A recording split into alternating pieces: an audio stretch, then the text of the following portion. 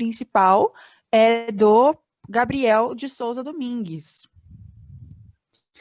O Gabriel é da empresa Precision 8, Perícia e Gestão Contábil, que fica localizada em São Bernardo do Campo.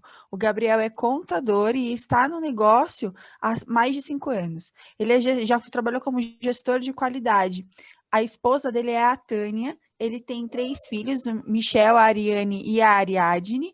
Ele mora em São Bernardo do Campo há mais de 10 anos e tem como hobby o escotismo. O maior desejo dele é viajar para Portugal. E algo que ninguém sabe a respeito, ele dá curso para adultos no movimento de escoteiro há mais de 30 anos. Segredo de sucesso? Persistência, foco e alegria. Uma excelente apresentação, Gabriel. Você tem 10 minutos. Oi, bom dia a todos. Alguém vai... já compartilhou, muito bem. Antes de mais nada, né, da importância do trabalho do perito, né, e do assistente técnico, deixar bem ressaltado, né, como a Dani falou, eu sou contador, né, e muitas vezes me perguntam, você sabe aí como abrir a empresa, e eu não estou no dia a dia do contador como o Luiz, né? E uma vez eu fui falar sobre isso, eu falei assim, não fale mal do meu contador. Eu falei, não, eu faço outro serviço, não vou falar mal, não. E muito menos sou advogado, né? Nós temos vários advogados no nosso grupo, são excelentes, né? Mas eu trabalho com eles, né? Diferentemente disso de ser um advogado. Então, talvez, acho que eu vou falar algumas coisas, vão pensar que assim, você advoga? Não, não. Meu trabalho é auxiliar os advogados e o juiz. Deixar bem claro para não ter problema aí na nossa apresentação. Podemos ir à frente? Bom, esse quadro aqui eu achei super legal, porque até eu falei assim, nossa, perícia, você conta, e aí ser maçante. Não, é mais assim uma orientação. Eu acho que o quadro ele diz muito bem. Aí nós temos a figura, não que seja todos os processos de perícia seja dessa forma, né? Porque tem perícias extrajudiciais, mas a judicial ela segue essa fórmula aí. Nós temos aí o juiz, que representa a justiça, nós temos as partes, olha que bacana, né? Quem entra com a ação, no caso aqui está o nome de requerente, e a outra parte, né? Que é o requerido, pode-se falar também do réu, que é o advogado. Esses aí estão aí no polo da discussão. E aí vai acontecendo os processos, e chega no momento que precisa criar provas, né? Uma prova que possa o juiz tomar a decisão. E essa prova, por exemplo, por parte financeira, ele não cabe a ele pode entender muito bem, o advogado também pode entender muito de parte financeira, mas não cabe a ele, ou tributária, não cabe a ele colocar a prova. Então, ele chama alguém para auxiliar essa decisão, e essa auxiliar dele, que ele nomeia, chama perito, né? Então, tem essa figura central aqui, que é o perito do juiz. E as partes, né? Tanto o requerente como o requerido, podem também? Pode e deve, né? E aí a gente chama, eles nomeiam, nós chamamos de assistente técnico. Antigamente falava-se perito assistente. Hoje, o termo mais correto e usual, segundo o Código de Processo Civil, é assistente técnico. E o assistente técnico ele vai também fazer o trabalho dele, diferente do perito do juiz, que é a perícia, ou o laudo pericial, o assistente técnico vai fazer o parecer, né? Então, a gente trabalha nessas duas situações, né? Ou como perito do juiz, ou como assistente técnico. E aí que nós estamos querendo no BNI é justamente isso aí, queremos, como tem bastante advogados, e pessoas que têm processos, reclamações, e aí nós queremos essas pessoas, não somente advogados, mas queremos esse tipo de ajuda, né? Então, aí a fórmula... Não, só me volta um pouquinho só.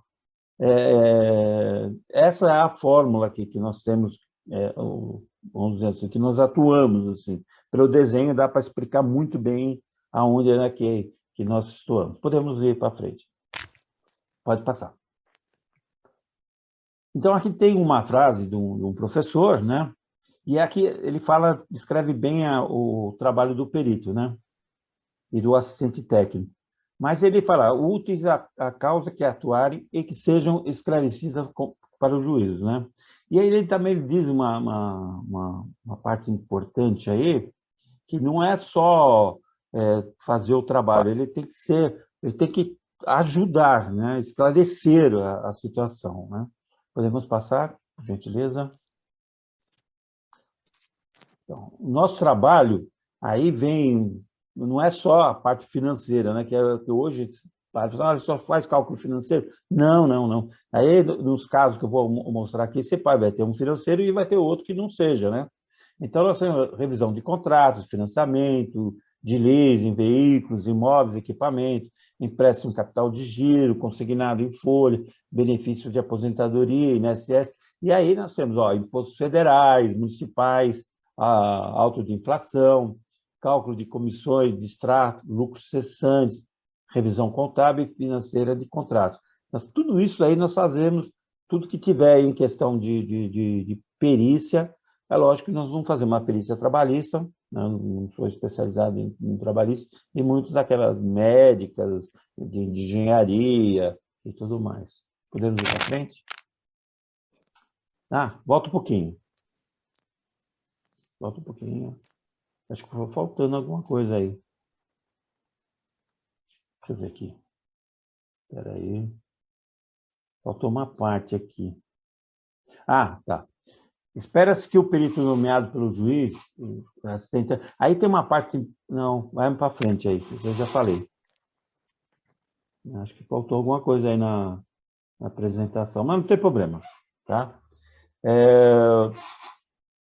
Vamos mais adiante, mais um pouquinho, isso. Eu ia falar de empréstimo, apareceu essa fórmula aí maluca, eu não vou explicar para vocês como é que faz cálculo, pelo amor de Deus, não é a minha função aqui. Mas um cálculo financeiro, vou te dar o exemplo de um caso, que sempre está recorrente agora, que contrato financeiro, às vezes a pessoa tem muito boa na calculadora financeira e ela não consegue encontrar o TT, eu acho que conversou comigo, eu não consigo encontrar a prestação. E a prestação, ela tem alguns detalhes aí nesses cálculos aí que está muito recorrente. Por exemplo, você vai ver a SET, que é o custo efetivo, o documento que o banco é obrigado a apresentar no financiamento, e quando está lá, taxa efetiva anual, taxa efetiva mensal, você vai fazer a conta e você nunca chega nessa prestação. Então, tem alguma pegadinha aí, vamos dizer, que os bancos estão utilizando, que a capitalização dos juros não é nem mensal nem anual, ela é diária. Então, nunca vai dar certo a prestação. É uma forma deles encontrar, você vai ver que a taxa ela é muito maior. É uma forma que eles estão utilizando hoje para ganhar mais em cima do cliente, né? Então, essa parte aí, você vai ver que você nunca vai chegar nessa prestação. Aí que precisa de um perito que ele vai entender como é que é feito isso aí. Por exemplo, olha, uma questão diária, você tem que verificar, a primeira fórmula aí é verificar se a taxa está correta, se ela está batendo, se a taxa mensal está batendo, e tem que transformar ela para uma taxa diária. E aí que você vai conseguir, olha como é que precisa ser um serviço especializado. Pela fórmula, você vai conseguir chegar. Esse é o nosso trabalho, né? Verificar esses pontos que, às vezes, essas pessoas não conseguem enxergar dentro de um financiamento, né? E aí, depois de muito quebrar conta, você vai ver lá que no contrato tinha uma parte lá, estava tantos dias, né? Ou que esteja marcado lá a capitalização. Outra situação de financiamento é assim, fez o empréstimo hoje e vai pagar daqui 45 dias. Esses 15 dias a mais, a gente fala juros de acerto, né? Chamamos de juros de acerto.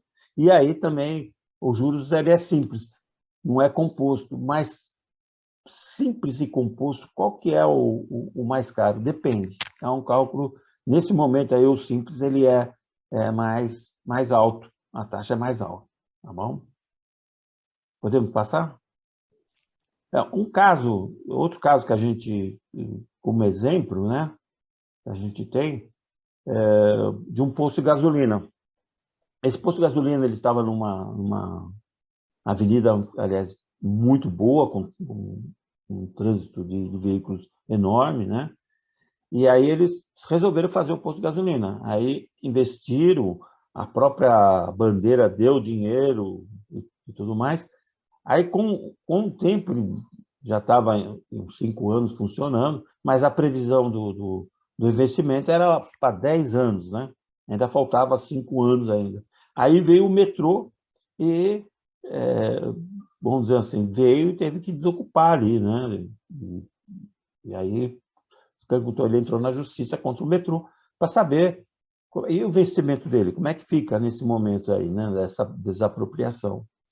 Então, nós tivemos que pegar todo o passado dele, levantar contabilmente o que ele foi, o investimento dele, o dinheiro, a perspectiva de faturamento desse tempo que ele deixou de faturar, né? O negócio dele não era um investimento para 1 ano, era para 10 anos. A questão da desinstalar todo aquelas bombas, aquelas equipamentos que ele fez, montou uma loja de conveniência também que tinha equipamentos, investimento, e tudo isso daí foi um laudo que nós fizemos, né? A princípio ele foi judicial, depois ele se tornou uma parte extrajudicial, né? Ele teve a conveniência que foi pela extrajudicial, que saiu até numa câmara arbitral, saíram, que eram 2 empresas, né? Acabou saindo até mais rápido pela câmara arbitral, né? Mas, assim, é um processo que a gente, se você pensar, fala assim, poxa vida, como é que eu vou fazer?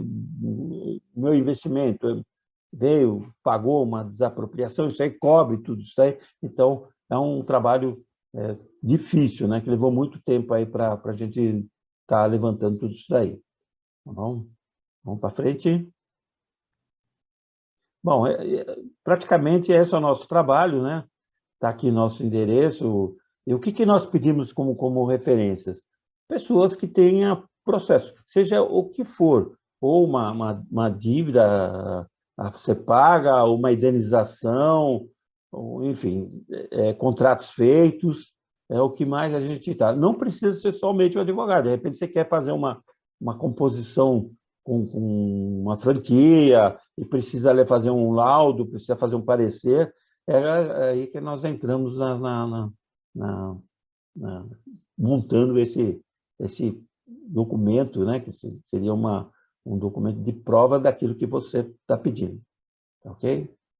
Eu acho que, eu não sei se ainda tem tempo ainda, não estou vendo aqui a marcação, mas eu acho que está por aí, está bom.